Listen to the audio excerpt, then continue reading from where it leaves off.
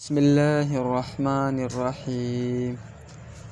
رسول اللہ صلی اللہ علیہ وسلم نے فرمایا، تم اللہ کی طرف رجوع کرنے کے لیے قرآن سے بڑھ کر کوئی اور ذریعہ نہیں پا سکتے۔ ترمذی، حدیث نمبر 2912۔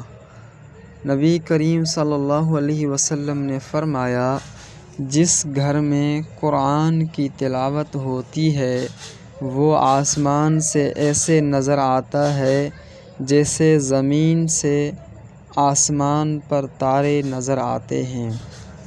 کسی دوسرے کے لیے اپنی زبان پر مچلتے تلخ لفظوں کو صرف اللہ کی رضا کے لیے روک لینے سے جو بعد میں سکون ملتا ہے وہ اس سکون سے کہیں بہتر ہوتا ہے جو صرف وقتی طور پر کسی کو اپنی زبان کے نشتر سے زخمی کر کے ملتا ہے۔